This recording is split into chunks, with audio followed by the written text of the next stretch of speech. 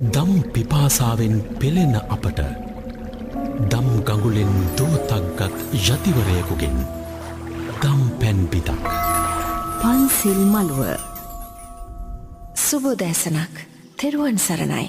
ඔබේ වටේ ඉන්න පිරිස මොන වගේද?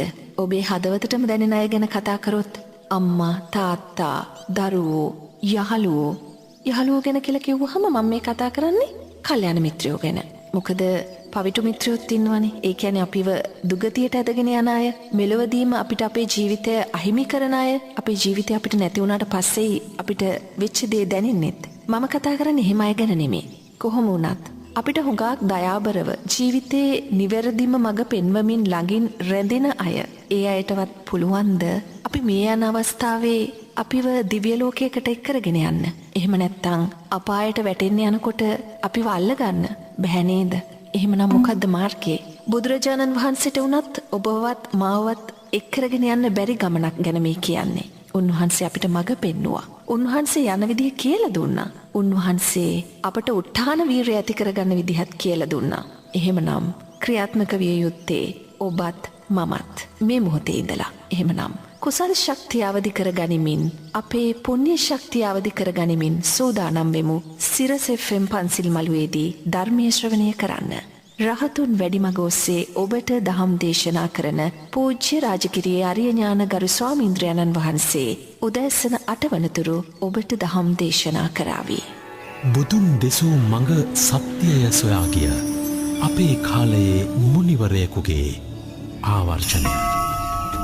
පන්සිල් මළුව.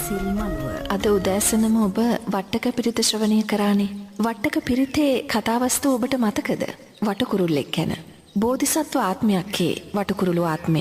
උන්වහන්සේ බෝධිසත්ව අවදීදී කරපු සත්‍යක්‍රියාව පිළිබඳව උන්වහන්සේ බුද්ධත්වයට පත් වුණාට පස්සෙත් මහා සංඝරත්නයට පහදලා දුන්නා. උන්වහන්සේ විවිධ අවස්ථාවන් වල බෝසත් චරිතයක් හැටියට සත්ව කුලවල, තිරිසන් කුලවල ඉපදුනා. මට ස්වාමින් වහන්සේගෙන් පැහැදිලි කරගන්න අවශ්‍ය වෙන්නේ ගරු ස්වාමින් වහන්සේ මේ ආකාරයට ජාතක කතාවන්හි එන තිරිසන් සතුන් දහම පිළිබඳව සිත පහදවාගත් ප්‍රවෘත්තීන් අපි ශ්‍රවණය කරලා තියෙනවා. එහෙම වෙන්න පුළුවන්ද ස්වාමින් වහන්සේ?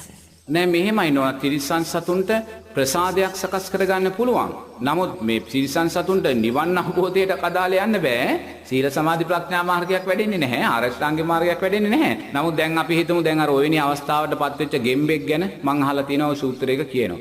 ආනන්ද ස්වාමීන් වහන්සේ හැමදාම උදේට බුදුරජාණන් වහන්සේ ඊට ඉස්සෙල්ලා දවසේ දේශනා කළා වූ සූත්‍රයන් සජ්ජායනය කරනකොට මේ හැමදාම උදේට මෙතන මේ කසල ගොඩක් තියෙනවා. මේ කසල ගොඩට එන ප්‍රේතයෙකුයි ප්‍රේතම්මා කෙනෙකුයි ඉන්නවා.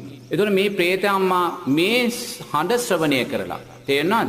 පංච නීවරණ යටපත් වෙලා ඒ නිසා මෙයා දිව්‍ය ස්වභාවයන්ට පත් වුණා කියන විද්‍යාව තියෙනවා. ඒ වගේම ගෙම්බෙක් බණ කියන වෙලාවේ ඒ බණ ශ්‍රවණය කරලා නෙමෙයි, නුවණින් මෙනෙහි කරලා නෙමෙයි. දැන් කොතන හරි නෝනා අපි හිතමු දැන් මෙතන හිතන්නකෝ දැන් මෙතන රචින්න පෙට්ටියක් පත්තු කරනවා කියලා. රචින්න පෙට්ටියක් පත්තු කළොත් අපි තුල මොකද්ද සකස් වෙන්නේ? පංච නීවරණ. කාමච්ඡන්ද, ව්‍යාපාද, තීන මිද්ද, උද්ධච්ච කුක්කුච ඔය විසිරුණ ස්වභාවයක්, බය ස්වභාවයක් තමයි අපි සකස් කරන්නේ. තේරෙනවද? නමුත් මෙතන ඉඳන් අපි ගාන්ටාරයක් ගහනවා නම්, හේවිසියක් ගහනවා නම් අපි තුල එවෙන දෙයක් සකස් වෙනවද?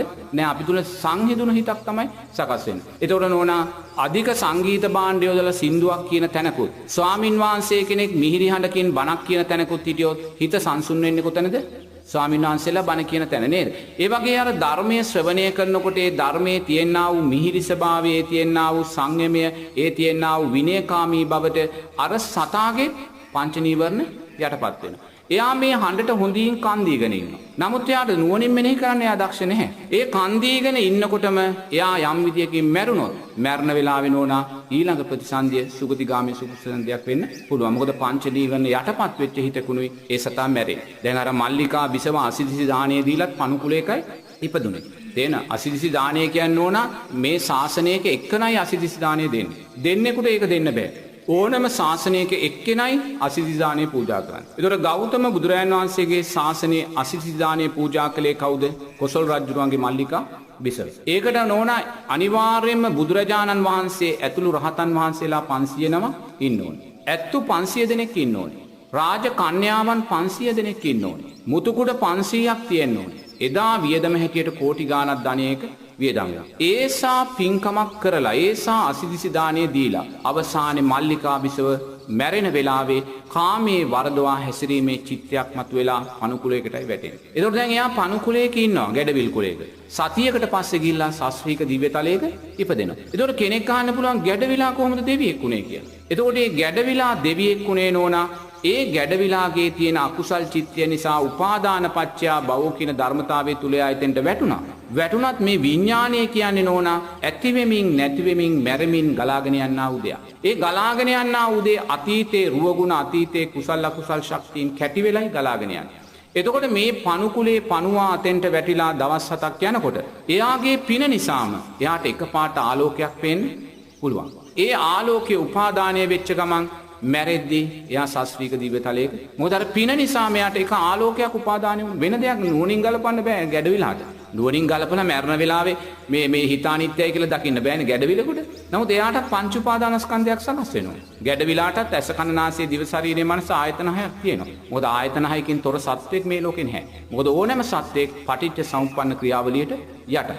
ආයතන හය තුලින් පස්සේ සිද්ධ වෙනවා. පස්සේ නිසා වේදනාව සිද්ධ වෙනවා. මේ පටිච්ච සම්පන්න ක්‍රියාවලිය තුලයි ඕනෑම සත්වෙක් ගමන් කරන්නේ. එහෙනම් අර අසිතසි දාණය දුන්නේ මල්ලිකා බිසව පණුකුලයක ඉපදිලා දවස් 7ක් යනකොට එයාගේ අතීත පුණ්‍ය ශක්තිය නිසා එයාට එකපාරට ආලෝකයක් තමයි සකස් කරලා පෙන්වන්නේ. ඒ ආලෝකේ උපාදානය කරගත්තම දිව්‍ය තලයේ දිව්‍යාංගනාවක් වෙලා උපත්ය සකස් කරගන්නවා. ඔබ ඉන්නේ සිරස FM පන්සිල් මළුවේ කතා කරන්න අපිට 01128888න් රහතුන් වැඩිමග ඔස්සේ ඔබට දහම් දේශනා කරන පූජ්‍ය රාජගිරි ආර්ය ඥාන ස්වාමින් වහන්සේ ඔබට දහම් කරුණු පැහැදිලි කරනවා. මේ විරාමෙන් පස්සේ ස්වාමින් වහන්සේ අපට පැහැදිලි කරාවේ බුදු දහමට අනුව කෙනෙකුගේ ජීවිතයේ වැදගත්ම අවස්ථාවක් මොකක්ද? දම් පිපාසාවෙන් පෙළෙන අපට දම් ගඟුලෙන් දෝතක්ගත් යතිවරයෙකුගෙන් දම් පැන් පිටක් පන්සිල් මළුව සිරස FM පන්සිල් මළුවට කතා කරන්න 0112848888න් රහතුන් වැඩිමග ඔස්සේ ඔබට දහම් දේශනා කරන පූජ්‍ය රාජගිරි ආර්ය ඥාන ස්වාමින් වහන්සේ ඔබට දහම් කරුණු පැහැදිලි කරන අවස්ථාව. ගරු ස්වාමින් වහන්සේ බුදු දහමට අනුව කෙනෙකුගේ ජීවිතයේ වැදගත්ම අවස්ථාව වැදගත්ම මොහොත කුමක්ද ස්වාමින් වහන්සේ? මෙහෙමයි නෝනා කෙනෙක්ගේ ජීවිතයේ වැදගත්ම අවස්ථාව කියලා කිව්වොත් කෙනෙක් කියනවා ඉපදුන අවස්ථාව උපන් දිනය තමයි මගේ ජීවිතයේ වැදගත්ම අවස්ථාව කියලා. සමහරෙක් කියනවා මම විභාගයේ පාස් වුණ දවස තමයි විශ්වවිද්‍යාලයට ගිය දවස තමයි වැදගත්ම දවස කියලා. තව කෙනෙක් කියනවා මම විවාහ වෙච්ච දවසේ එහෙම නැත්නම් මම රැකියාවට ගිය දවස තමයි මගේ වැදගත්ම දවස කියලා. තවත් කෙනෙක් කියනවා මට මුල්ම දරුවා හම්බ වෙච්ච දවසයි මගේ ජීවිතේ වැදගත්ම දවස කියලා. නමුත් නෝනා ධර්මානුකූලව අපේ ජීවිතයේ තියෙන වැදගත්ම මොහොත අභියෝගාත්මක මොහොතම තීරණාත්මක මොහොත තමයි මරණය කියන තැන නෝනා.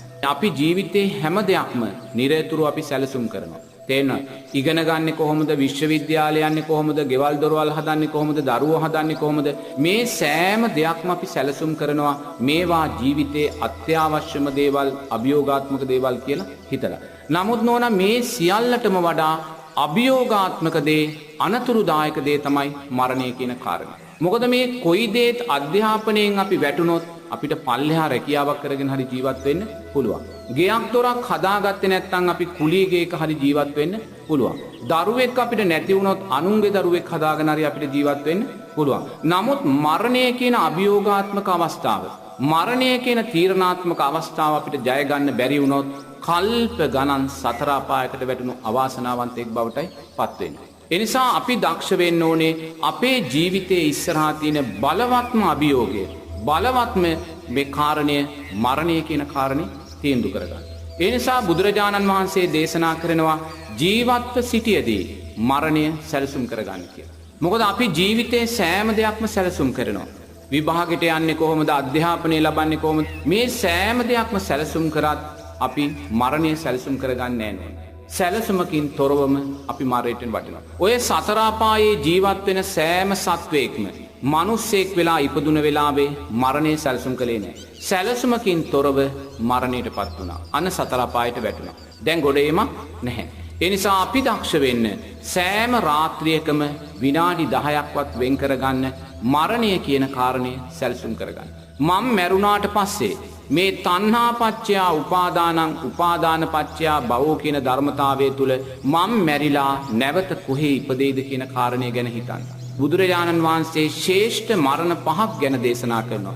මේ ශ්‍රේෂ්ඨ මරණ පහෙන් එකක් අත්කරගන්නේ කොහොමද කියන කාරණේ හිතන්න. බුදුරජාණන් වහන්සේ දේශනා කරනවා තමන්ගේ මේ නියසිලට පස් ටිකක් අරගෙන මැරෙන සත්වයින්ගේ මෙපමණයි සුගතිගාමී වෙන්නේ කියලා මේ බුදුරජාණන් වහන්සේ නියසිලට අරන් පෙන්නන පස් ටිකෙන් එක වැලි කැටයක් වෙන්නේ කොහොමද කියන කාරණේ හිතන්න. මට අම්මා කෙනෙක් තාත්තා කෙනෙක් ආච්චි කෙනෙක් සීයා කෙනෙක් හිටියා. ඒ අය මැරුණා තණ්හා පච්චයා උපාදානං උපාදාන පච්චයා භවෝ කියන ධර්මතාවය යටතේ ඒ අය කොහේ ඉපදෙන්නේ නැද්ද කියලා හිතන්න. මෙහෙම හිතමින් දවසට රාත්‍රියට විනාඩි 10ක්වත් මරණය සැලසුම් කරගන්න උත්සාහ ගන්න. ඔබ මරණය සැලසුම් කරමින් දවසින් දවස ඉස්සරහට අරන් ගියොත් මැරෙන වෙලාවේ ඔබ බියටපත් වෙන්නේ නැහැ. ඔබ දක්ෂයි මරණය ධර්මානුකූලව කළමනාකරණය කරගන්න.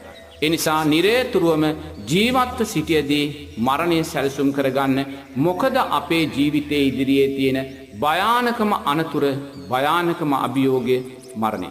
මේ මරණය කියන අභියෝගය ජය ගන්න අපිට බැරි වුණොත් කල්ප ගණනක සතර අපායට වැටුණු අවාසනාවන්තයෙක් බවටයි අපි පත් වෙන්නේ. ගරු ස්වාමීන් වහන්ස දානයක් දීම පිළිබඳව අපි විවිධ දහම් කාරණා ශ්‍රවණය කොට තිබෙනවා. එතකොට වඩාත් ආනිශංස සහිත වීමට නම් කෙනෙක් දෙන දාණය එය Tamanගේ අතින්ම, ඒ කියන්නේ සියතින්ම පිළියෙල කොට පිළිගැන්වීම වඩාත් වටිනව නේද ස්වාමින් වහන්සේ? එහේ බුදුරජාණන් වහන්සේ කාරණා පහක් දේශනා කරනවා. දානයක් එක පැත්තකින් මහත්ඵල මහානිසංස ලබන්න. එකක් තමයි සද්ධාවෙන් දන් දෙන්න ඕනේ.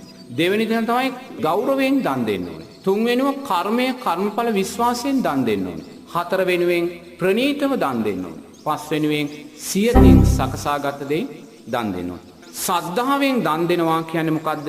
මේ බුදුරජාණන් වහන්සේලාගේ ශ්‍රාවකයන් උදෙසායි මම දැන් දෙන්නේ. මම මේ සාරිපුත්ත මහරහතන් වහන්සේ මුගලන් මහරහතන් වහන්සේ අරමුණු කරගෙනයි මන් දෙන්නේ.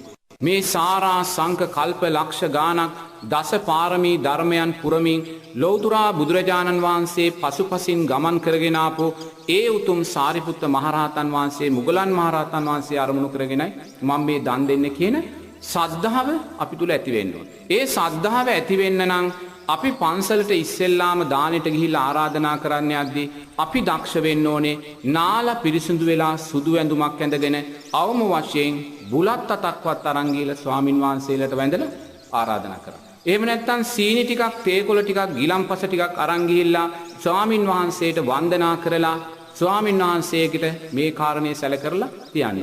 එහෙම නැතුව කෙනෙක් කොහේ හරි රස්සාවට ගිහිල්ලා වැඩ ඇරිලා පැය 8 වැඩ කරලා දාඩිය දාගෙන අර වැඩට ඇඳන් ගිය ඇඳුම ඇඳගෙන හා ස්වාමින් වහන්සේට පන්සලට ගිහිල්ලා ස්වාමින් වහන්සේ එහෙනම් එතන සද්ධාව සකස් වෙලා නැහැ. ඒ නිසා දානයක් දෙද්දී මේ මුල්ම පියවර අපි ඉස්සෙල්ලාම ජය ගන්න ඕනේ. ඊට පස්සේ බුදුරජාණන් වහන්සේ කියනවා ගෞරවයෙන් දන් දෙන්න කියලා. දෙවෙනි කාරණේ.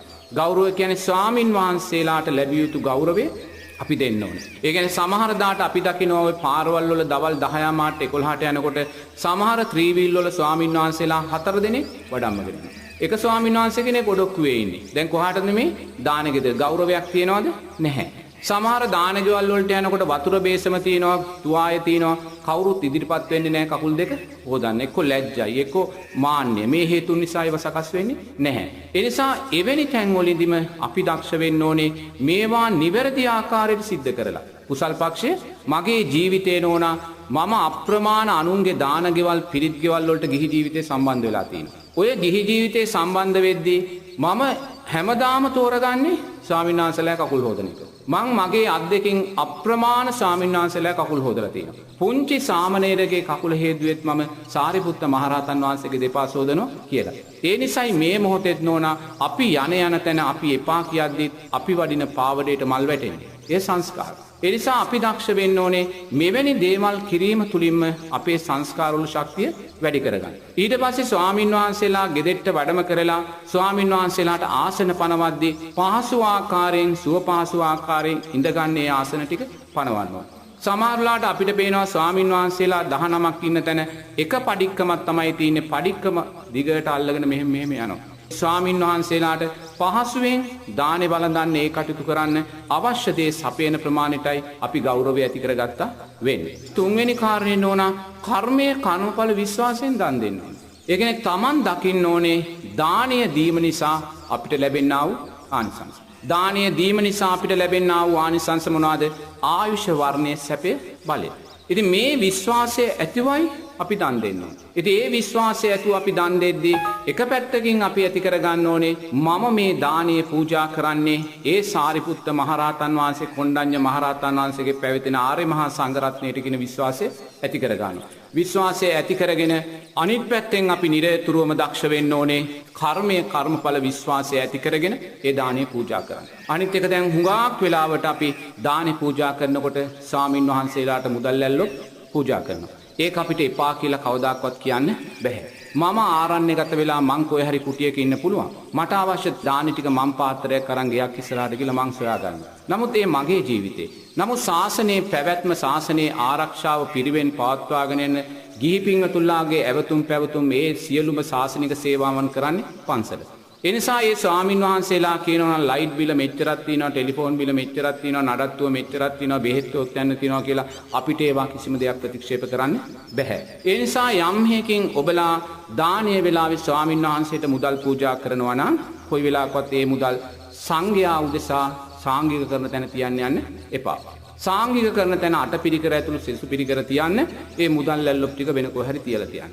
තියලා ඒ සියල්ල සාංගික කරලාට පස්සේ ඒ මුදල් ලැල්ලොප් බෙදලා දෙන්න. නමුත් මම ඒක අනුමත කරන්නේ නැහැ. නමුත් ඒවා එපා කියලා අපිට කියන්න බෑ. නමුත් ඒ ආකාරයෙන් කරද්දී අපි සංඝයාවත් අපි අපහසුවටපත් නොකලා වෙනවා. Tamanගේ කුසල් ශක්තිය මතු කරනවා. එහෙම නැත්නම් අපි සාංගික කරන තැන ඇල්ලොප් ටික තියලා තිබ්බොත් සාංගික කරනවා කියන්නේ මොකද්ද? සාරිපුත්ත මහරහතන් වහන්සේට මුගලන් මහරහතන් වහන්සේට මේ දානේ පූජා කරනවා. එහෙනම් සාංගික කරන තැන අපි ඇල්ලොප් තිබ්බා කියන්නේ අපි ඇල්ලොප් පූජා කළේ කාටද? එහෙනම් සංඝයා කෙරේ ශ්‍රද්ධාව සකස් වුණාද? නැහැ. චේතනාව සකස් වුණේ නැහැ. සංඝයා කියන්නේ කොයි වෙනි පිරිසක්ද කියලා චේතනාව සකස් වුණේ නැහැ. ඒ නිසා සාංගික කරන තැන හැම වෙලාවෙම අටපිරිකර ඇතුළු සෙසු පිරිකර තියන්න. ඇල්ලොප් තියෙනවා නම් ඒක අයින් කරලා තියන්න. මට මතකයි එක්තරා රාත්‍රියක එක ස්වාමීන් වහන්සේ කෙනෙක් මට අඬ ගහලා කිව්වා මං ගිහි කාලේ අනේ මහත්තයෝ මට හරි අකරතැබ්බයක් වුණා අද දවල්. මම මොකද ස්වාමීන් වහන්සේ? අද මං දානෙ ගෙදෙට්ට ගියා. මට දානෙ ගෙදර පළවෙනි බත්කට බලඳනකොටම එකපාරටම කෙස් ගහක් හැපුණා. මට අප්පිරියයි මං එතනින්ම දානෙ නැමෙතුවා. දැන් මං දානෙ ගත්තේ නැහැ. දැන් රෑ 7යි වෙලාව. අනේ මහත්තයෝ මට පුළුවන් නම් කෑම පාර්සලයක් ගෙනත් දෙන්න කියලා. එදා පසළොස්වක පෝයදාය කඩවල් වහලා තිබ්බේ. මම ගෙදෙට්ට ඇවිල්ලා මට බෙදලා තිබ්බේ බත් කෑමක ගිහිල්ලා පූජා කරා. පූජා කළා මම කඩෙන් අර ග්‍රෑම් 100 බිස්කට් පැකට්ටයක් කාලා මම නිදාගත්තා. නමුත් මම ඒ වෙලාවේ හිතන්න ගියේ නෑ විනය මොකද්ද ස්වාමින් වහන්සේ හරිද වැරදිද කියන කාරණේ මං හිතන්න ගියේ නැහැ. මං කලේ මගේ බත් පිඟාන අතහැරලා මට තියෙන කුසල් ශක්තිය මං ගත්තා. තේරෙනවද? ඒ කුසල් ශක්තිය අරගෙන මං අද මෙතන ඉන්නවා. ඒ ස්වාමීන් වහන්සේ කොහේ ඉන්නවද කියලා කියන්න මම දන්නේ නැහැ. තේරෙනවද? ඒ නිසා අපි හැම වෙලාවෙම දක්ෂ වෙන්න ඕනේ ස්වාමින් වහන්සේලා තුලිනුත් ගන්න තියෙන උපරිම කුසල් ශක්තිය අපි මතු කරලා ගන්න. එතනදී හැම වෙලාවම අර සාංගික කරන කාරණේදී මුදල් ලැල්ලොප් එතන තියන්න එපා. ඒ කටයුතු ඉවර කරලා ඒවා බෙදලා දෙන්න. නමුත් ඒක මම අනුමත කරන්නේ නැහැ. ඉතින් එතන තමයි කර්මය කර්මඵල විශ්වාසය. ඊළඟට බුදුරජාණන් වහන්සේ දේශනා කරනවා ප්‍රණීතව දන් දෙන්න කියලා. එක දෙවි කෙනෙක් එනවා බුදුරජාණන් වහන්සේ ළඟට. එයා අද කහ පාටින් ආලෝකේ පතුරවගෙන ඉන්නේ. හෙට එයා එනවා නිල් පාටින් ආලෝක පතුරවගෙන. අනිත් පාටින් එයා එනවා රතු පාටින් ආලෝක පතුරවගෙන. බුදුරජාණන් වහන්සේ කියනවා මෙයා කැමැති දේ ප්‍රණීත ආකාරයට දන් දුන්න කෙනෙක්. ඒ කියන්නේ ප්‍රණීත ආකාරයෙන් දන් දෙනකොට කැමැති දේවල් අපිට දැන් අපි මේ සමාජයේ කොච්චර ශාස්ත්‍රීය මිනිස්සු ශාස්ත්‍රීය ජීවිත ගත කරන අය ඉන්නවද? නානා ප්‍රාක ගෙවල් මාලිගා වගේ වාහන නේද? මොනවද මේ? සංසාරේ ප්‍රණීතව දන් දුන්නා. කැමැති ආකාරයට කැමැති දේ දන් දුන්නා. කැමැති දේ දන් දුන්නාම කැමැති ශාස්ත්‍රීය භාවයන් ආලෝකයන් ප්‍රභාෂර භාවයන් අපිට ලැබෙනවා. ඒ නිසා ප්‍රණීතව දන් දෙන්න කියලා කියනවා. ස්වාමින් වහන්සේලාට කොලෙස්ටරෝල් තියනවද දියවැඩියාව තියනවද කියලා ඔබලා බලන්න යන්න ඕනේ නැහැ. තේරුණාද? එහෙම තියනවා කිව්වොත් ඊට අදාළ දේ හදලා දෙන්න. එහෙම නැත්නම් ඔබ දක්ෂ වෙන්න ප්‍රණීතව දන් දෙන්න. මොකද ඒ දෙන දේ ඔබටමයි ලැබෙන්නේ. පස්වෙනි කාරණය සියතින් සකසාගත් දෙයින් දන් දෙන්න.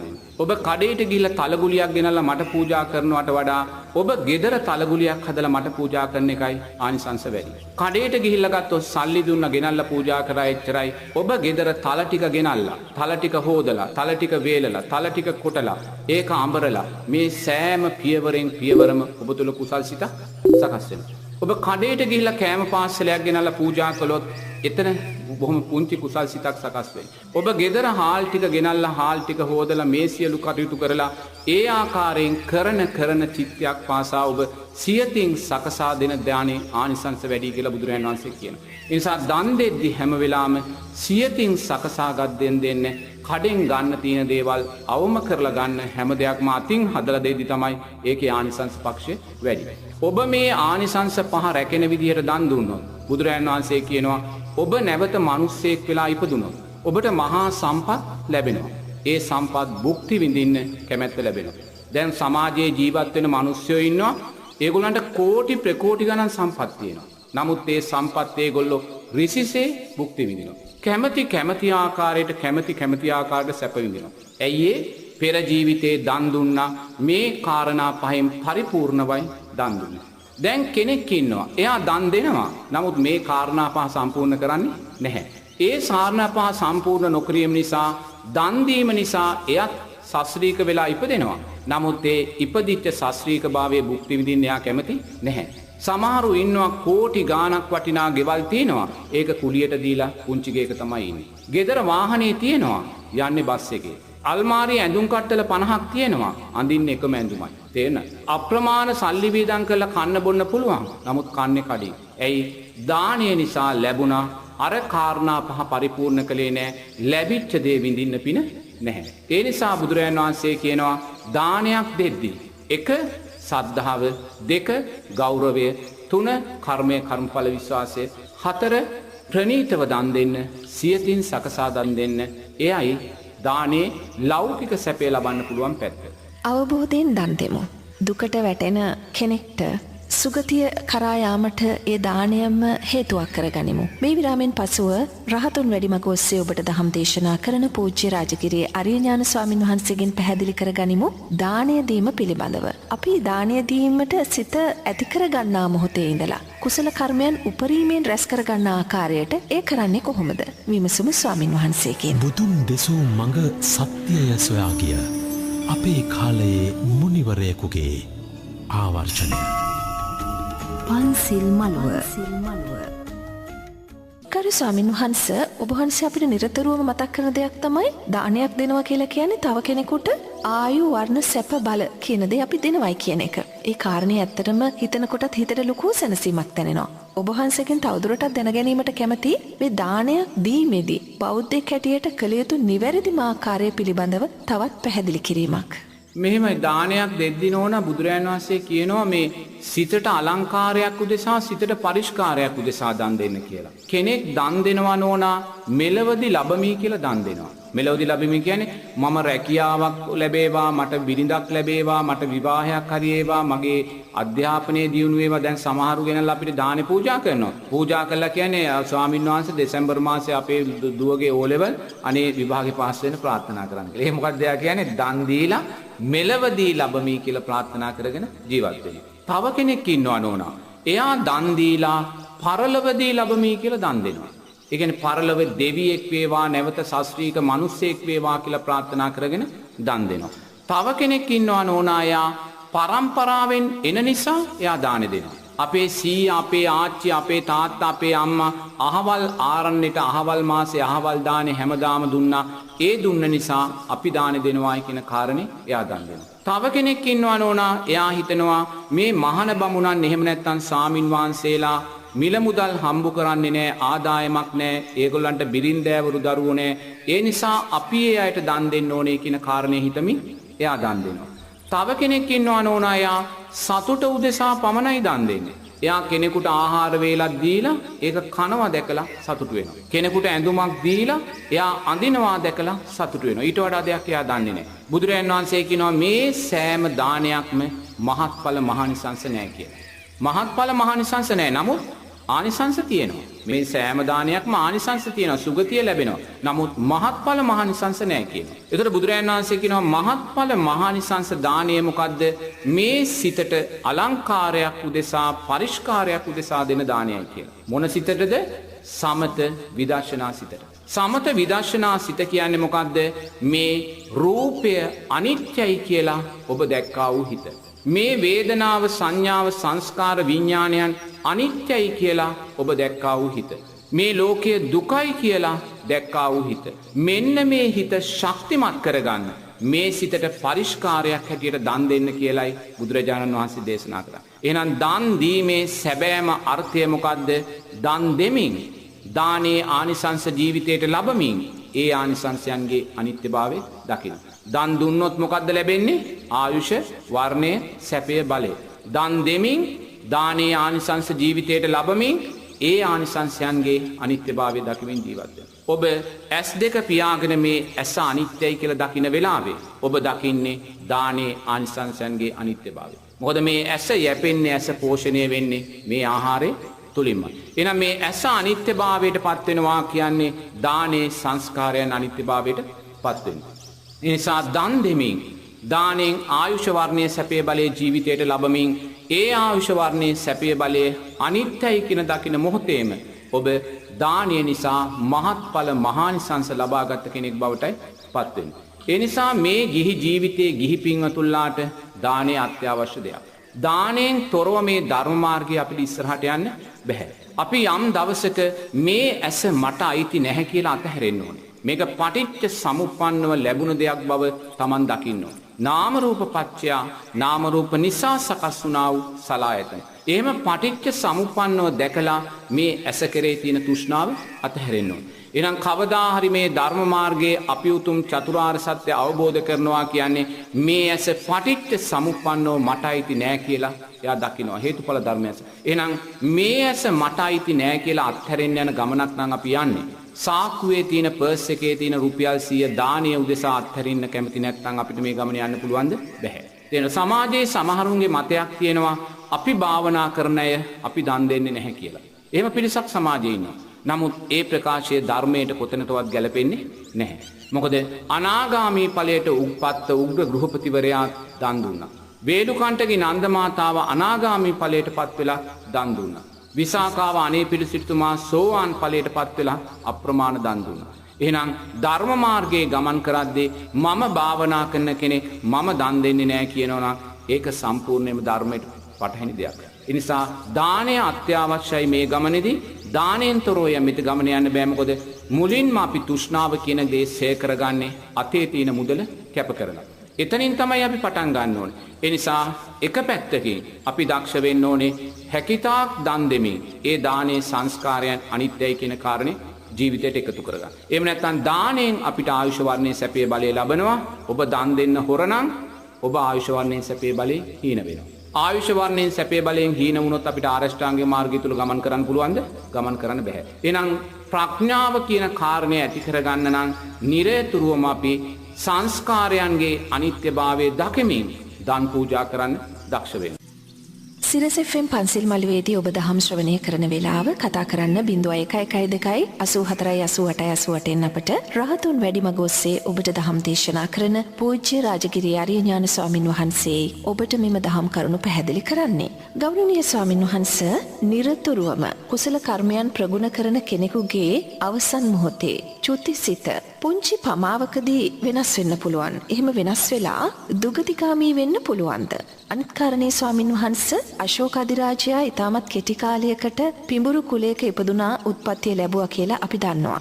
බොහෝ කුසල් රැස් කරපු කෙනෙකුට එහෙම දුගතිගාමී වෙන්න සිද්ධ වුණොත් නැවත සුගතිගාමී වීම සඳහා ඔහු තුල තියෙන පුණ්‍ය ශක්තියින් අවදි කරගන්න හැකියාවක් නැති වුණොත් දිගින් දිගටම එවන් දුගතිගාමී තත්වයක සිටින්නට ඒ කෙනාට සිදු වෙයිද? ඒක කියන්න බෑ නෝනා. දැන් අපි කියමු දැන් කෙනෙක් ඉන්නවා දන් දුන්නා නමුත් කර්මඵල විශ්වාසයක් තිබ්බේ නැහැ. එයා කැලේක අලියෙක් වෙලා ඉපදෙනවා. නමුත් දැන් කැලේ ඉන්න අලියා තුලින් කවදාකවත් කුසල් පක්ෂයක් වැඩෙන්නේ නැහැ. මොකද කැලේ ඉන්න අලියා හැම වෙලාවෙම ද්වේෂය තුලින් අනුන්ගේ වගා පාලු කරලා මිනිස්සු මරලා අනුන්ව බීතියටපත් කරලා අනිත් සතුන් බීතියටපත් කරලා එයා ද්වේෂය තුලම තමයි යා ජීවත් වෙන්නේ. එතකොට එයාට නැවත සුගතියක් ලැබෙන්නේ නැහැ නෝනා. නමුත් තවත් කෙනෙක් ඉන්නවා. ඒ අලියා පින් ශක්තිය නිසා එයා දේවාලයක නැත්තම් පන්සලක තමයි එයා හැදෙන්නේ. දේවාලේ පන්සලේ හදන ඇලියා බුදුන් වන්දනා කරනවා, මල් පූජා කරනවා, ධාතු කරුණුන් වහන්සේ වඩමනවා, දාස් ගණන් මිනිස්සයාට සාදුකාර දෙනවා. මිනිස්සයා ඇසුරේ තමයි හැදෙන්නේ. මේ හේතුව නිසා එයාට ඊළඟ ජීවිතේ මනුස්ස ජීවිතයක් ලබා ගැනීමේ හැකියාව තියෙනවා. එතකොට එහෙමනම් හැම කෙනාට මේ தත්ත්වේ නැහැ. ඒ ඉපදිච්ච තැන අලෝභ අද්වේෂ අමෝහයන් වැඩෙන තැනක් නම් ඊට අදාළව එයාගේ ප්‍රතිසන්දිය සුගතිගාමි වෙන්න පුළුවන්. එහෙම නැත්නම් අපි പ്രേත ලෝකෙට වැටුණොත් එතන වැටෙන්නේ ලෝභ ද්වේෂ මෝහයමයි. කොච්චර පිනක් තිබ්බත් විපාකෙට එන්න විදියක් නැහැ. නමුත් පරදත්ත රූප ජීවී බවට පත් වෙනවා. ඒ වගේ මිත්‍යා දෘෂ්ටික යක්ෂ කණ්ඩායමකට වැටුණොත් අපිට නැවත ගොඩ එන්න පුළුවන්කම නැහැ. ඒ වගේම දරුණු සතෙක් වෙලා ওই කොටියා කියන්නේ සිංහයා කියන්නේ පෙර ගොඩක් දන් දීපු අය. නමුත් ඒගොල්ලන්ට කවදාකවත් ගොඩ ඒමක් නැහැ. මොකද ඒගොල්ලෝ නිරතුරුවම සත්ව ඝාතනය තුලයි ජීවත් වෙන්නේ. ඒ නිසා අපි එතෙන්ට වැටුණාට පස්සේ අපි තුලින් වැඩෙන්නා වූ ධර්මතාවයන් කුසල් අකුසල් මත තමයි අපිට ඒකෙන් ගැලවෙන්න පුළුවන්කම ලැබෙන්නේ. අපි වැටුන තැන අප්‍රමාණ සත්ව ඝාතන කරන තැනක් නම් සිල්පද බිඳෙන තැනක් නම් ලෝභ ද්වේෂ මෝහයන් වැඩෙන තැනක් නම් අපිට මතුවීමට අවස්ථාවක් දෙන්නේ නැහැ නෝනා. ඒව ඉතින් කවදා හරි දවසක අපි ගොඩාපු දවසට තමයි මතුවලා ඉන්නේ. එතකම් මතුවෙන්නේ නැහැ. අවබෝධයෙන් දන් දෙමු. දුකට වැටෙන කෙනෙක්ට සුගතිය කරා යාමට ඒ දානයම හේතුවක් කරගනිමු. මේ විරාමෙන් අනතුරුව ගරු ස්වාමීන් වහන්සේගෙන් මා විමසනවා පන්සිල් මළුවේදී සමාධිමත් සිතක් ඇති කරගන්න, ඒ කියන්නේ පැහැදිලි සිතක් ඇති කරගන්න ඔබ වෙරදරන කෙනෙක් නම් ඔබට එල්ල වෙන්න පුළුවන් බාධාවන් මොනවද? දහමට අනුව රහතුන් වැඩිමග ඔස්සේ ඔබට ධර්මය දේශනා කරන පූජ්‍ය රාජගිරි ආර්ය ඥාන ස්වාමීන් වහන්සේ ඔබට පැහැදිලි කර දේවි මේ විරාමෙන් අනතුරුව. ගරු ස්වාමීන් වහන්සේ සමාධිමත් සිතක් ඇති කරගන්න උත්සාහ කරන කෙනෙකුට එල්ලවන බාහිර බාධක කොයි ආකාරයකටද අපිට පැහැදිලි කරගන්න පුළුවන්? ඒ බාහිර බාධක හුඟක් වෙලාට අමනුෂ්‍ය බලවේග තමයි හුඟක් වෙලාට වැටෙන්නේ. අමනුෂ්‍ය බලවේග වැටුණත් එවැනි මේ මාර්ගයේ වඩන කෙනාට ඒ අමනුෂ්‍ය බලවේගය ගණන් ගන්නේ නැහැ. තේරෙනවද? මොකද කැලවල් වල අප්‍රමාණ මිත්‍යා දෘෂ්ටික බලවේග ඉන්නවා. ඒ වගේම සම්‍යක් දෘෂ්ටික බලවේගත් ඉන්නවා. ඒතකොට මේ මිත්‍යා දෘෂ්ටික බලවේග පීඩාවන් කරනකොට සම්‍යක් දෘෂ්ටික බලවේග ඊට එරෙහි වෙන අවස්ථා තියෙනවා. අප්‍රමාණ මිත්‍යා දෘෂ්ටික බලවේගයන්ගේ ග්‍රහණයන් අපිට ලැබෙනවා. නමුත් මේ ලැබෙන ග්‍රහණය අපි තෙරුවන් කෙරෙහි සද්ධාවයි සීලෙයි ඒ අපේ සමාධියේ ප්‍රඥාවේ ශක්තිය තුලින්ම ඒක යටපත් කරගන්න අපි දක්ෂ වෙන්න ඕන. ඉබේ මල් පාවඩ එලලා ලස්සන සුදු වැලි තලාවක් මත යන ගමනක් නෙමෙයි මේක තියෙන්නේ. ඒට අමනුෂ්‍ය කොටස් කොහෙවත් ධර්මයට කැමති වෙන්නේ නැහැ. ඒගොල්ලෝ නිරතුරුවම පීඩාවන් සිද්ධ කරනවා. අපි කොච්චර සීලෙන් ශක්තිමත් වුණත් මාර බලවේග ශක්තිමත් සීලය කියන කාරණේ මාර බලවේගයට අදාළ කරගන්නේ නැහැ. මොකද ඒක ගිහි පින්වතුන්ලාට එච්චර බලපාන්නේ නැහැ. පැවිදි පින්වතුන්ලාට ඒක ගොඩාක් බලපානවා. මොකද පැවිදි අය මේ ගමන යන්නේ ලෝකයේ අතහරිනවා කියන අදහස ඇතිවත්. මොකද ලෝකයේ අතහැරෙනවාට මායя හෝ මිත්‍යා දෘෂ්ටික බලවේග කැමති නැහැ. නමුත් ඒ සියලුම බලවේග මොන දේ අපිට වුණත් අපි ඒ හිත අනිත්‍යයි කියලා දකින්න වෙලාවේ ඒ දකින්නා වූ හිතේ තියෙන ශක්තියෙන් ඒ බලවේග පරාජයපත් වෙලා ඉදිනවා. අපි භික්ෂුවක් හැටියට අපි ඒව පරාජය කරන්නේ නෝනා බුදුරජාණන් වහන්සේට කරුණ කියලාවත් කර්ණීය මෙත්ත සූත්‍රය කියලාවත් නෙමේ ඒ දැක්කා වූ හිත අනිත්‍යයි කියලා දැකලා. එතනින් තමයි අපි ඒව দমনය කරගන්න අපි ශක්තිය ඇති කරගන්න. එහෙම නැතුව ගිහි අයට අමනුෂ්‍යයේ ප්‍රශ්නයක් තියෙනවා අපි කියනවා කර්ණීය මෙත්ත සූත්‍රය කියන්නේ එහෙම කියන්නේ කියලා. පැවිදි ජීවිතේ අපි මෙන්න ඕන අපි ඒව ධර්මයේ තුලින්ම ඒ හිතේ අනිත්‍යභාවය දකිමින්ම රූපේ අනිත්‍යභාවය දකිමින්ම අපිව පරාජය කරන්න දක්ෂ වෙනවා. ස්වාමීන් වහන්සේ සිරස FM පන්සිල් මළුවට ලැබුණු ප්‍රශ්නයක් මේ ඔබ වහන්සේට ඉදිරිපත් කිරීම සඳහා සෑමදා පින් වැඩෙන ක්‍රියාවන් මොනවද කියලා ස්වාමීන් වහන්සේ මේ ප්‍රශ්නෙන් විමසනවා. සෑමදා පින වැඩෙන පින්කම් තමයි අටමහා කුසල් කියන්නේ. තේරෙනවද? දැන් අටමහා කුසල් වලට අයිති ඔය අෂ්ට පරිස්කාර පූජාවන්, කටින පින්කම්, ඒ වගේම බුදු පිළිම වහන්සේලා පින්කම්, ඒ කියන්නේ කුටි පූජා කිරීම පින්කම්, පන්සල් හැදලා පූජා, වැසිකිලි කැසිකිලි පූජා, එවැනි පූජාවන් තුලින් ඕන ඒවා නිරේතුරුවම කෙනෙක්නා පරිහරණය කරනවා. මොකද ඒවා නිරේතුරුව පරිහරණය වෙනකොට ඒවා තුලින් සැනසෙල්ලක්, කායික සැනසෙල්ලක් ලබන කෙනා නිසාම අප්‍රමාණ කුසල් ශක්තිය මතුවෙනවා. ඒ නිසා නිරේතුරුවම කුසල් වැටෙන පින්කම් තමයි නෝන ඔය අටමහා කුසල් කියන කාරණා. මොකද ඒවා අනිත්‍යයි පරිහරණය කරනකොට අනිත්‍යයි ඒවායින් ප්‍රයෝජනය ගන්නකොට අනිත්‍යයි ඒවා තුලින් ධර්මයේ ශක්තිය ඇති කර ගන්නකොට තමා දක්ෂණං තමාට නිරේතුරුවම පින් වැඩෙන පින්කම් බවට ඒවා පත් කරගන්න පුළුවන්. ස්වාමීන් වහන්සේ වසංගත රෝගවලින් මිදී ජීවත් වන ක්‍රමය පිළිබඳව බුදුරජාණන් වහන්සේ බුදුදහමට අනුව පැහැදිලි කර දෙන්නේ කොහොමද ස්වාමීන් වහන්සේ? මේ වසංගත රෝගවලින් මිදීම ගැන ඕන. ඉතින් දැන් අර විශාලා මහනුවර මහා දුර්භික්ෂයක් ඇති වෙනවනේ නේද? ඒ දුර්භික්ෂයක් ඇති වෙලා මහා ව්‍යසනයක් වෙනවනේ. ඉතින් ඒ දුර්භික්ෂය ඇති වෙලා මහා ව්‍යසනය ආව කියලා බුදුරජාන් වහන්සේ වැස්සටවත් ඉඩෝරයටවත් දොස් පවරන්න ගියේ නැහැ. ඉතින් ඒක හේතුඵල ධර්මයක්. ඒ අමනුෂ්‍යයන්ගේ ග්‍රහණය වැඩි වීම නිසා, අමනුෂ්‍යයන් බලවත්භාවයට පත් වීම නිසා, මනුෂ්‍යයා ධර්මයෙන් හීනභාවයට පත් වෙනවා. අමනුෂ්‍යයන්ගේ බලය වැඩි වෙනවා. අමනුෂ්‍යයන්ගේ බලය වැඩි වෙනකොට අමනුෂ්‍යයන් මනුෂ්‍යයන්ට රෝගාබාධ පීඩාවන් ඇති කරනවා. ඉතින් එවැනි හේතුන් නිසා නෝනා මේ වසංගතයන් ඔයනි දේවල් පැතිරෙනවා කියන්නේ ඒවා හේතුඵල ධර්මයන්මයි. වෙන දෙයක් නෙමෙයි නෝනා. හේතුඵල ධර්මයන්ම මේ හේතුන් මේ මිනිස්යා අකුසලයට යොමු වෙන්න අදාළ ලෝකේ සාධක සකස් වෙනවා නෝනා. මේ ලෝකේ වෛද්‍ය විද්‍යාව කොච්චර දියුණු වුණත් තේරෙනවද? කවදාකවත් මේ වෛද්‍ය විද්‍යාවට මේ සංස්කාරය යටපත් කරන්න බෑ. වෛද්‍ය විද්‍යාව මේ ලෝකයේ තියෙන ඉහළම ඖෂධය නිපදවන්න පුළුවන්. ඒ වෛද්‍ය විද්‍යාව මේ ලෝකයේ තියෙන ඉහළම ඖෂධය නිපදුවත් ඒ ඖෂධයට ඔරොත්තු නොදෙන රෝගයක් මනුස්සයා තුලින් සකස් වෙනවා. ඒ නිසා කවදාකවත් වෛද්‍ය විද්‍යාවට මේ සංස්කාර ඉක්මෝල යන්න බැහැ නෝනා. ඒක බුදුරජාණන් වහන්සේ දේශනා කරනවා. එතකොට මේ රෝගය මතු කරලා දුන්නේ කවුද? දුස්සීලභාවය විසින්. එහෙනම් මේ මනුස්සයාගේ මේ තියෙන විනාශය, මේ තියෙන උවදුරු, මේ තියෙන රෝග සියල්ලම දුස්සීලභාවයේ ඵලයන් ඕන. දුස්සීලභාවයේ වැඩි වෙන්න වෛද්‍ය ලෝකයට අභියෝගයක් තමයි මනුස්සයා තුලින් එක්ල වෙන්නේ. ඒ නිසා කවදාකවත් වෛද්‍ය විද්‍යාවට ලෝකයේ ජය ගන්න බැහැ නෝනා. ඒ නිසා නිරේතුරුවම ඒ තාක්ෂණයේ කොච්චර දියුණු වුණත් ඊට වඩා බලවත් විස බීජයක් මනුස්සයා තුලින් සකස් වෙනවා. විස බීජ කවුද සකස් කරන්නේ? දුස්සීලභාවය. දැන් ඒඩ්ස් කියන විස බීජය සකස් කළේ කවුද? දුස්සීලභාවය. සමාජ රෝග කියන විස බීජය සකස් කළේ කවුද? දුස්සීලභාවයම. ඒ වගේ මිනිස්සයා මූණ දෙන්නා වූ මේ සෑම රෝගයක්ම දුස්සීලභාවයේ ඵලයන්මයි. ඔය කොලෙස්ටරෝල් දියවැඩියාව ගත්තත් උවා දුස්සීලභාවයේ ප්‍රතිඵල නැයි. රසය කෙරෙහි තියෙන තෘෂ්ණාව වැඩි. මේ රසයේ අනිත්‍යභාවයන් දකින්නේ නැහැ. අකුසල් මූලයන් වැඩි. ලෝභ ද්වේෂ මෝහයන් වැඩි. ඒ නිසාම දුස්සීලභාවය විසින්ම මිනිස්යාගේ රෝගාබාධයන් වැඩි කරනවා නෝන. ඔන්න දැන් කියනවා අහවල් රටේ කිරිපිටි වල මෙහිම වෛරසයක් කියලා මුළු සත්තු ටිකම මරලා දානවා. එහෙමනම් කියනවා අහවල් රටේ ඔන්න කුකුලන්ට මෙහෙම රෝගයක් හැදිලා පැතිරිලා යනවා කියලා. බුල්ඩෝසර් වලින් වලවල් හාරලා තමයි කුකුළු මරලා දාන්නේ. එතකොට මේ පැත්තෙන් අකුසලයක් විපාක දෙනකොට ඒ අකුසලයේ නිසා තව බරපතල අකුසල් කළා සමාජයේ. ඕක තමයි ලෝකේ කියන්නේ නෝනා. ඔයින් තොරව ලෝකයක් දකින්න බෑ. අකුසල් කරන්න මේවයි ස්වභාවය වැඩි වෙනවා නෝනා. ඉතින් එහි ස්වභාවයයි දකින්න නිසා වසංගත කියන්නේත් නෝනා මිනිස්යාට තව අකුසල් සිද්ධ කරගන්න ඇති වෙන්නා වූ දේවල්මයි. ඒ අකුසල් වැඩිපුර සිද්ධ කරන්න හේතුව සකස් කරන්නේ කවුද? දුස්සීලභාවය විසින්. එහෙනම් මේ ලෝකයේ තියෙන ශ්‍රේෂ්ඨම ඖෂධය සිල්පද පහ නෝනා. සිල්පද පහට වඩා ශ්‍රේෂ්ඨ ඖෂධයක් මේ ලෝකේ නැහැ.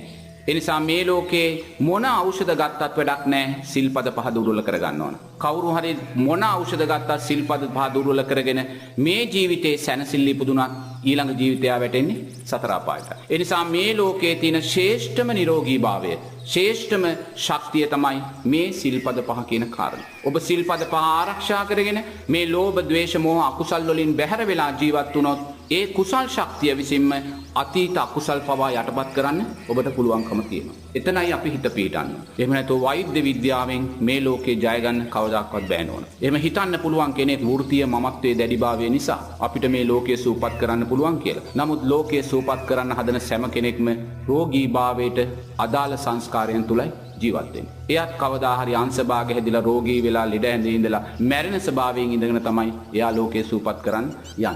ඒ නිසා නිරේතුරු අපි දක්ෂ වෙන්න ඕනේ මේ ලෝකය අපිට සූපත් කරන්න බෑ. ඒක දැක්කේ ප්‍රථම කෙනා තමයි ලෝතුරා බුදුරජාණන් වහන්සේ. උන්වහන්සේ දැක්කා මට ලෝකයේ සූපත් කරන්න බෑ. ඒ නිසා මට සූපත් වෙන්න ධර්මයක් මම මතු කරලා ගන්න ඕනේ කියලා තමයි අතීතයේ පාරමී ශක්තිය තුලින් මේ උතුම් ආරෂ්ඨාංගික මාර්ගය මතු කරලා ගන්නේ. එනිසා මේ ලෝකයේ දුක තුනී කරන එකම මාර්ගය ආරෂ්ඨාංගික මාර්ගයයි.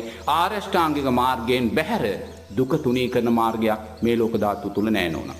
ස්වාමින් වහන්සේ ලස්සන පින්බර ජීවිතයක් ගත කරන ආකාරය බුදුදහමේ පැහැදිලිවම තියෙනවා. නමුත් සමහරව සියල්ල අනිත්‍යයි කියලා කොණ්ඩේ පීරන්නේ නැහැ. මූණ සෝදන්නේ නැහැ. තමන්ගේ එදිනදා වැඩ කටයුතු ඔක්කොම පැත්තකට කරලා ඉගෙන ගන්නෙත් නැහැ. රැකියාවට යන එකත් කරදරයක් බවට පත් වෙලා පෞල් ජීවිත ඇතුලේ ප්‍රශ්න ඇති කරගෙන ස්වාමින් වහන්සේ ඒක එහෙම විය යුතුද ස්වාමින් වහන්සේ?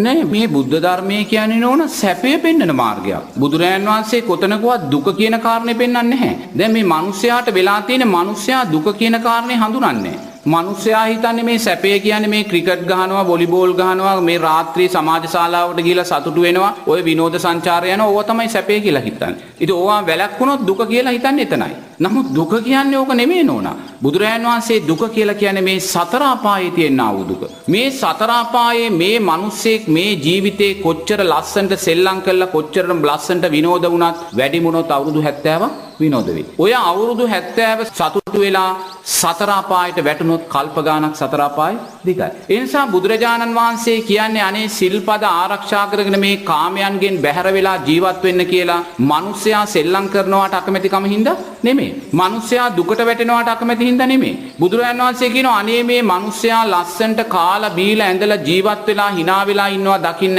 මම නම් අකමැති නෑ කියලා. මම මේවාට අකමැති නිසා නෙමෙයි මම කියන්නේ මේවෙන් වෙන් වෙන්න කියලා. මේවා ඒ තරම් අනතුරුදායක නිසායි මං කියන්නේ මේවෙන් වෙන් වෙන්න කියලා. මේවැය ආදීනවේ බරපතල නිසායි අපි මේවෙන් වෙන් වෙන්න කියන්නේ. දැන් අපි කියමු ක්‍රිකට් තරගයක් තියෙනවා කියලා. දැන් ක්‍රිකට් තරගයේ උදේ 9ට පටන් අරන් රාත්‍රියේ 5 වෙනකන් නැත්තම් රෑ 6ට පටන් අරන් රෑ 10 වෙනකන් ඔන්න ක්‍රිකට් මැච් එක ගහනවා. දැන් ලක්ෂ ගාණක් ජනතාව ගිහිලා නරඹන්න මේ මැච් එක බලනවා. දැන් මේ සිල්ලම් කරන මහත්තුරු තුලත් බලන මහත්තුරු තුලත් මොකද්ද සකස් වෙන්නේ? ලෝභ, ද්වේෂ, මෝහ.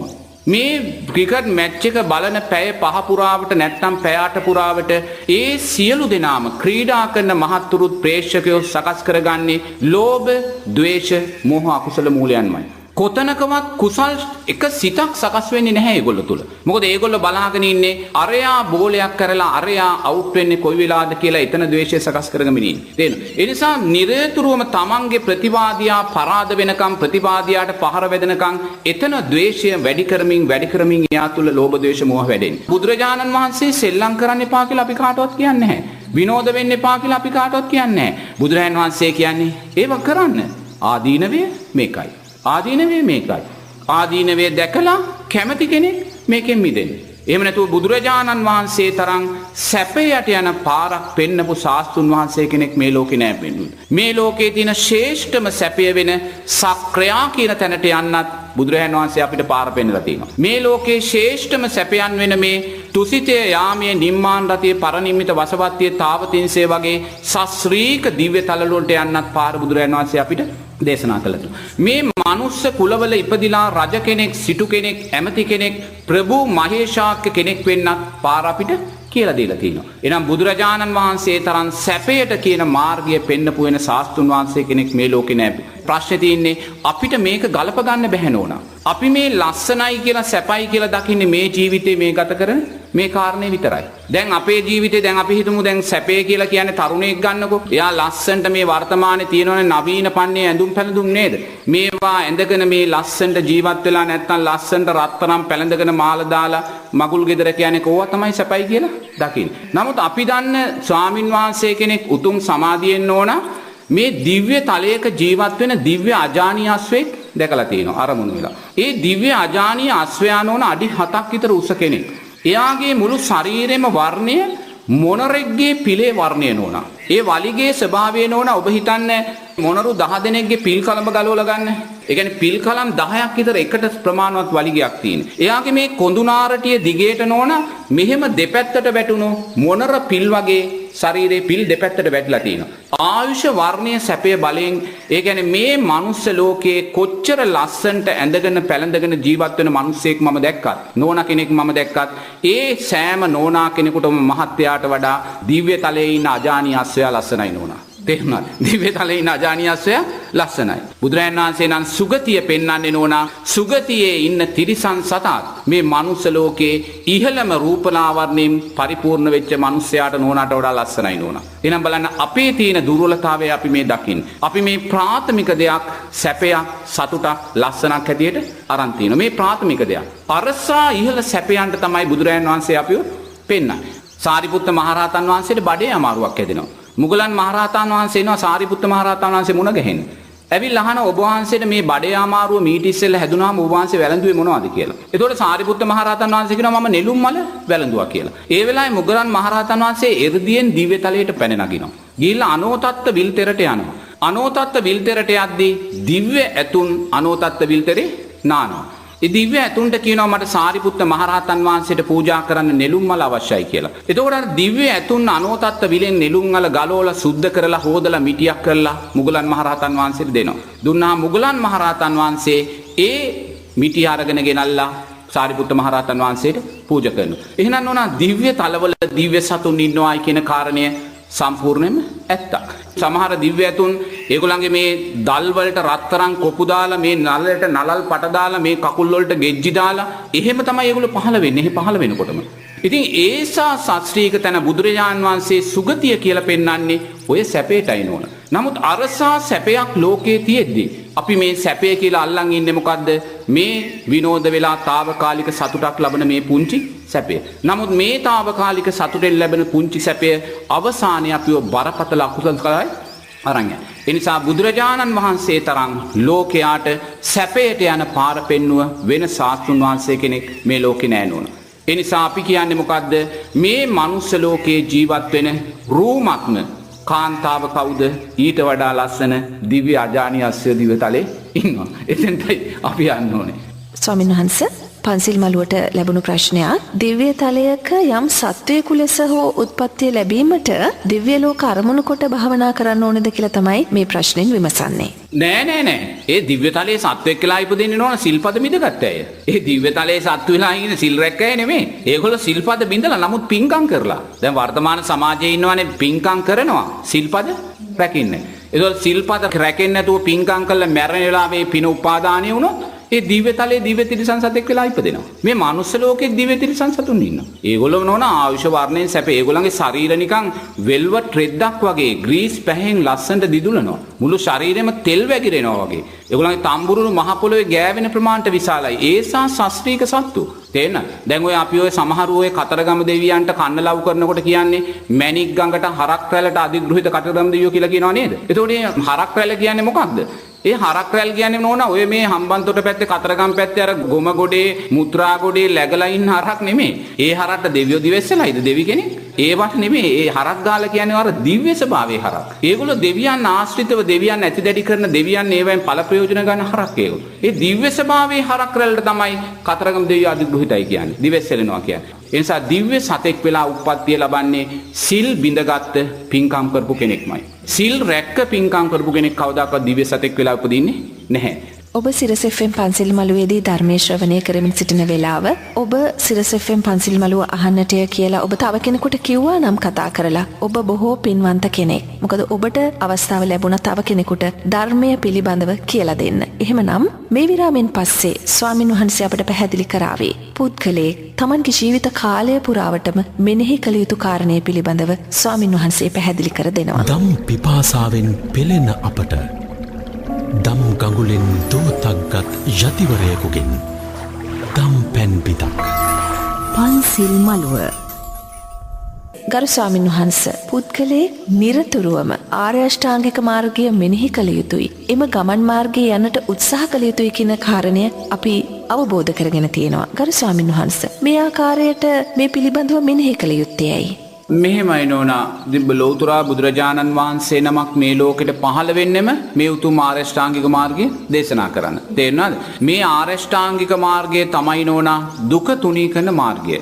ලෞකික ජීවිතේ ලෞකික දුක තුනී කරන්නත් ලෝකෝත්තර ජීවිතයේ උතුම් ඵලයන් කරා යන්නත් දෙකටම හේතු වෙන්නේ මේ ආරෂ්ඨාංගික මාර්ගය. ඒතකොට ආරෂ්ඨාංගික මාර්ගය නෝනා ලෞකික ආරෂ්ඨාංගික මාර්ගය ලෝකෝත්තර ආරෂ්ඨාංගික මාර්ගය කියලා කොටස් දෙකකට බෙදෙනවා. තේරුණාද? ඒතකොට අපි මුලින්ම මේ ධර්ම මාර්ගය තුල ගමන් කරනකොට නෝනා ලෞකික ආරෂ්ඨාංගික මාර්ගය තුලයි ජීවත් වෙන්නේ. ඒතකොට ලෞකික ආරෂ්ඨාංගික මාර්ගයේ සම්මා දිට්ඨිය කියලා කියන්නේ මොකද්ද? තෙරුවන් කෙරෙහි සද්ධාව, කර්මය, කර්මඵල විශ්වාසය, මැරිලා හේතුඵල ධර්මයන් අනුව නැවත ඉපදිනවා කියන විශ්වාසය, දන් දුන්නොත් සිල් රැක්කොත් එහි ආනිසංස තියෙනවා කියන විශ්වාසය, අම්මා තාත්තාගේ ගුණයන් තියෙනවායි කියන විශ්වාසය. දැන් ඔබතුමිය ඔය විශ්වාසය තුල ජීවත් වෙනවද? ජීවත් වෙනවා නම් ලෞකික සම්මාදිට්ඨිය තුල ජීවත් වෙනවා. එතකොට නෝනා ඔබතුමිය ලෞකික සම්මාදිට්ඨිය තුල ජීවත් වෙනවා නම් ඒක ඔබතුමියට සැපක්ද දුකක්ද? සැපයක්. දැන් ඔබ තුල තෙරුවන් කෙරෙහි සද්ධාව නැත්තම්, කර්මය කර්මඵල විශ්වාසයක් නැත්තම්, අම්මා තාත්තාගේ ගුණ හඳුනන්නේ නැත්තම්, දන් දුන්නොත් සිල් රැක්කොත් ආනිසංස තියනවා කියලා දන්නේ නැත්තම් ඔබතුමිය නිතරම අකුසලයේ තුලයි ජීවත් වෙන්නේ. ඊළඟට සම්මා සංකප්පය. සම්මා සංකප්ප කියන්නේ අවිහිංසා සංකප්ප, අව්‍යාපාද සංකප්ප, නෙක්ඛම්ම සංකප්පය. ඔබ අවිහිංසාව තුල ජීවත් වෙනවා නම්, අව්‍යාපාදයේ තුල ජීවත් වෙනවා නම්, නෙක්ඛම්මයේ අතහැරීම මොනවද අතහරින්නේ? ලෝභ, ද්වේෂ, මෝහයන් අතහැරලා අලෝභ, අද්වේෂ, අමෝහයන් තුලට එනවා. ඔබ එහෙනම් මේ අවිහිංසාව තුල, අව්‍යාපාදයේ තුල, නෙක්ඛම්මයේ තුල ජීවත් වෙනවා නම් සැපද්ද දුකද්ද? සැපයක්. එහෙනම් මේ සැපයට තියෙන මාර්ගයක්. ඊළඟට බුදුරජාණන් වහන්සේ දේශනා කරන සම්මා වාචා යහපත් වචන. ඔබ බොරු කියන්නේ නැත්නම්, පරුස වචන කියන්නේ නැත්නම්, සම්පප්පලාප කියන්නේ නැත්නම් ඔබ තුල දුකක්ද සැපක්ද ඇති වෙන්නේ? සැපයක්. ඊට පස්සේ සම්මා කම්මන්තෝ. ඔබ සතුන් මරනවා නම්, ඔබ සොරකම් කරනවා නම්, කාමයේ වර්ධවා හැසිරෙනවා නම් ඔබ සැපෙන්ද දුකෙන්ද ජීවත් වෙන්නේ? දුකෙන්. නමුත් ඔබ සතුන් මරන්නේ නැත්නම්, සොරකම් කරන්නේ නැත්නම්, කාමයේ වර්ධවා හැසිරෙන්නේ නැත්නම් ඔබ සැපයක් ලැබෙන්නේ. සම්මා ආජීවෝ කියන්නේ මොකද්ද? වැරදි ආජීවයෙන් මිදෙනවා. ඔබ මත් වතුර විකුණනවා නම්, වෙඩි බෙහෙත් විකුණනවා නම්, වස විස විකුණනවා නම්, මස් මාංශ විකුණනවා නම්, වහල් වෙළඳාම, සත්ත්ව වෙළඳාම කරනවා නම් ඔබ සැපෙන්ද දුකෙන්ද ජීවත් වෙන්නේ? දුකෙන්. නමුත් ඔබ මේ වයින් මිදිලා සම්මා ආජීවයේ තුල ජීවත් වෙනවා නම් එය සැපයක්ද දුකක්ද? සැපයක්. ඊළඟට සම්මා වායාමෝ. සම්මා වායාමෝ කියන්නේ නෝනා කළා වූ කුසල් තව ශක්තිමත්ව කරනවා. නොකළා වූ කුසල් අලුතෙන් කරන්න පටන් ගන්නවා. කළා වූ අකුසල් අයින් කරලා දානවා. නොකළා වූ අකුසල් කරන්නේ නැහැ. ඔබ කරන්නා වූ කුසල් තව තව ශක්තිමත්ව කරද්දී, නොකළා වූ කුසල් තව තව මතු කරලා ගනිද්දී සැපක්ද දුකක්ද සකස් වෙන්නේ? සැපක්. ඔබ කරන්නා වූ අකුසල් අඩු කරගනිද්දී, නොකළා වූ අකුසල් කරන්නේ නැති වෙද්දී සැපක්ද දුකක්ද සකස් වෙන්නේ? සැපයක්. එහෙනම් සම්මා වායාමෝ කියන්නේ සැපයට ඇති මාර්ගයක් නෝනා. ඊට පස්සේ සම්මා සමාධි. සම්මා සමාධි කියන්නේ ඔබ පංච නීවරණයන් යට කරගෙන ජීවත් වුණොත්. ඒ කියන්නේ ඔබ තුල කාමච්ඡන්දයන්, ව්‍යාපාදයන්, තීන මිද්ද, උද්ධච්ච කුක්කුච්ච, විචිකිච්ඡා කියන කාරණා යටපත් වෙලා තියෙනවා නම් සැපයක්ද දුකක්ද? සැපයක්. සම්මා සතිය කියන්නේ නෝනා එයා දුක දේ දුක හැටියට දැකලා ජීවත් වෙනවා. අසුබ දේ අසුබ විදියට දැකලා ජීවත් වෙනවා. අනාත්ම දේ අනාත්ම විදියට දැකලා ජීවත් වෙනවා. දුක දේ දුක හැටියට දැක්කනම් අපි කවදාක්වත් අපි සතු දේ වෙනස් වෙනකොට අපි දුකටපත් වෙනවද? නැහැ. අසුබ දේ අසුබ වැටියට අපි දැක්කනම් අපේ දේ අසුබභාවයට පිළිකුලටපත් වෙනකොට අපි දුකටපත් වෙනවද? නැහැ. අනාත්ම දේ අනාත්ම භාවයට දකිද්දී අපි තුල තියෙන දේ වෙනස් වෙනවා නම් අපි කවදාකවත් දුකටපත් වෙනවද? නැහැ. එහෙනම් නෝනා සම්මා සතිය තුල ජීවත් වෙද්දී ඒක සැපයට තියෙන මාර්ගයක්. ලෞකික ආරෂ්ඨාංගික මාර්ගය සැප ලැබෙන්නා වූ මාර්ගයක්. නමුත් මේ ලෞකික ආරෂ්ඨාංගික මාර්ගයේම ලෝකෝත්තර නුවණින් දකිද්දී අන ලෝකෝත්තර ආරෂ්ඨාංගික මාර්ගේ සපත් වෙනවා. දැන් ඔබතුමිය හිතන්න, දැන් ඔබ මේ ලෞකික ආරෂ්ඨාංගික මාර්ගයේ තියෙනා වූ සැපය දැකලා ඔබ ලෞකික ආරෂ්ඨාංගික මාර්ගය තුල ජීවත් වෙනවා. එතකොට ලෞකික ආරෂ්ඨාංගික මාර්ගය තුල ජීවත් වෙනකොට ඔබ තුලින් වැඩෙන්නේ මොකද්ද? කුසල් පක්ෂයමයි වැඩෙන්නේ. එතකොට කුසල් පක්ෂයේ වැඩෙන්න ඔබ කොහාටද යන්නේ? සුගතියට. නමුත් ඒ සුගතිය කියන දේ නිට්ටයද අනිත්‍යද? අනිත්‍යයි. මේ කාරණා තුලින් වැඩෙන්නා වූ සුගතියට අදාළ සංස්කාරයන් අනිත්‍යයි කියලා දකින වෙලාවේ ලෝකෝත්තර සම්මාදිට්ඨියට පත් වෙනවා. ලෝකෝත්තර ආරෂ්ඨාංගික මාර්ගයට පත් වෙනවා. මේ ලෝකයේ තියෙන සැප වැඩෙන මාර්ගය ආරෂ්ඨාංගික මාර්ගයයි. එහෙනම් ඔබට අද දවසේ ජීවිතේ ප්‍රශ්නයක් ගැටලුවක් මතුවෙනවා නම් ඒ ප්‍රශ්නය ගැටලුව මතුවෙච්ච තැනදී ඔබ හොයන්නවා ප්‍රශ්නය කොතනින්ද ආවේ කියන කාරණේ නෙමෙයි. ඔබ දකින්න ඕනේ ඔබ අද ආරෂ්ඨාංගික මාර්ගයේ හිටියේ නැහැ කියන කාරණේ. ඔබ අද ආරෂ්ඨාංගික මාර්ගය තුල හිටියානම් ඔබට ප්‍රශ්නයක් මතුවෙන්න තැන නැහැ. ආරෂ්ඨාංගික මාර්ගය තුල හිටියා කියන්නේ ඔබ සතිය තුල හිටියා. සතිය තුල හිටියානම් ඔබ හේතුඵල ධර්මයන්ට අනුව ධර්මයට අනුව ලෝකය බලන්න, ලෝකය ගලප ගන්න, ලෝකය දකින්න දක්ෂයි. ඒ නිසා නෝනා බුදුරජාණන් වහන්සේ කියනවා මේ ආරෂ්ඨාංගික මාර්ගය තමයි ගිහි පින්වතටත් පැවිදි පින්වතටත් ලෞකික ජීවිතයටත් ලෝකෝත්තර ජීවිතයටත් එකම සැප ඇති මාර්ගය කියලා. අද දවස ඔබේ ජීවිතේ තවත් වටිනාම දවසක් වේවි. වටිනා දහම් කරුණු වලින් පෝෂණය වෙච්ච ඔබේ මනස තව දුරටත් ඔබව දුගතියෙන් ඈත් කරાવી. සුගතිගාමී වන්නට උත්සාහය, අධිඨන, උත්ථාන වීරිය ඔබ තුල ඇති කරගන්න. තවත් කෙනෙකුට මේ සුන්දර ගමන් මාර්ගය, බුදුදහමට පිවිසෙන මාර්ගය පිළිබඳව කියලා දෙන්න.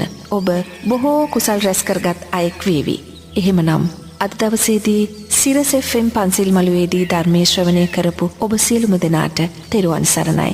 එසේම අපේ ගෞරවනීය ස්වාමින් වහන්සේ නගරෙන් ඈත් වෙලා තමන්ගේ සිත සමාධිමත් කර ගැනීමේ උතුම් කාර්යයෙහි දැඩි අදිටනින් යුතුව, අදිෂ්ඨානයෙන් යුතුව වීරිය ගන්නා මේ මොහොතේ අපි උන්වහන්සේට ආශිර්වාද කරමු. කිසිදු උපද්‍රවයකින් තොරව උන්වහන්සේගේ අවසාන අරමුණ කරා යන්නට උන්වහන්සේට උන්වහන්සේ සතු කුසල් ශක්තිය හේතු වේවා.